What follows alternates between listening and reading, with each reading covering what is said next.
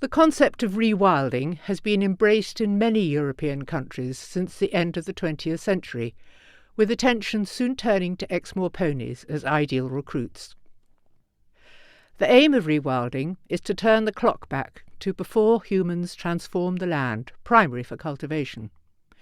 In many instances, this involves re-establishing natural grazing systems by using limited numbers of grazing animals as close as possible, ecologically, to their wild predecessors. One such British project is located close to the Devon and Cornwall border, about 50 miles southwest of Exmoor itself. Coombeshead is part of Upcott Grange Farm near Launceston. 120 hectares used to be devoted to rearing sheep commercially. Then, in 2005, its agricultural use was ended so that the land could be returned to nature. Since then, a variety of animals have been introduced to bring about a gradual return to natural and sustainable habitats. The pastures and the woodlands are now home to a variety of animals helping with restoration work. Exmoor ponies, Highland and Heck cattle, water buffalo, mouflon, Arnage pigs and beaver.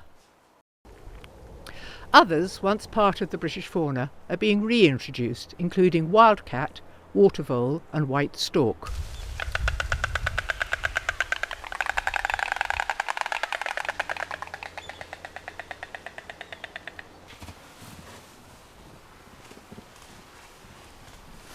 Conservationist and Coombeshead site manager Tay Davis explains the project. So we are at Rewilding Coombeshead in North Devon, and this is Derek Gow's Rewilding project, which is in its 4th year. Basically, we're trying to demonstrate how rewilding works in a post-agricultural landscape and how things like Exmoor ponies can be used to good effect in that. We are currently in some old plantation woodland planted in about the turn of the millennium, and behind me we have a little herd of Exmoor ponies which are helping us in the road to rewilding. Because this is a plantation setting, all the trees are very close together, so a more natural system would have a more open canopy. So by ring barking the trees or by pushing past them, sometimes rubbing off the bark in that way, it opens up the canopy and creates a more natural open canopy woodland. We're basically trying to create proxies of what would have been here 10,000 odd years ago. So the Exmoors are a very good proxy for the wild horses. The ponies are entirely self-sufficient. We don't have to do anything. They are perfect for this environment and for a rewilding project. They kind of self-medicate using the different plant species we have available here. So there are plant species that have deworming properties. There are plant species with pain-killing properties such as sallows. So we have to do nothing here for the ponies. If we did, we could trap them or catch them and do what is necessary to help them. But so far there's been no input from us, and they've been doing just fine.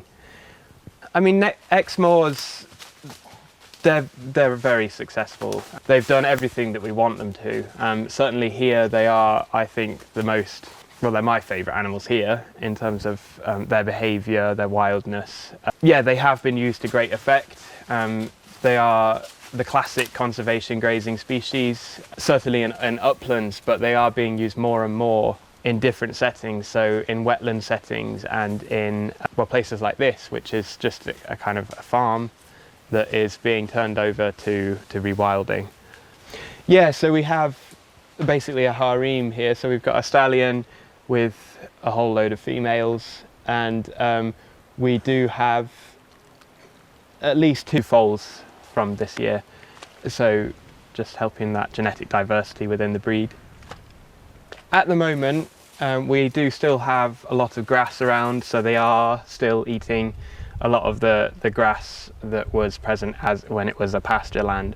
They do also take some of the tougher vegetation, so the rushes that we have in abundance here, they'll nip off the ends of the branches of the trees. they'll eat kind of tough things like brambles even, so they're very much not picky.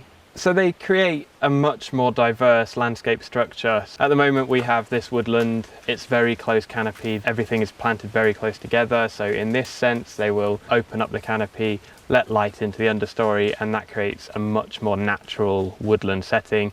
The woodlands will be much more open, more heterogeneous in their kind of structure, with glades and rides full of butterflies, full of insects and full of birds. Out in the open, they graze the grass down and they allow floral species to come through and to not be dominated by those grasses and rushes. They create a much more diverse landscape structure, more similar to how it would have been before humans started to reduce nature in the way that we have.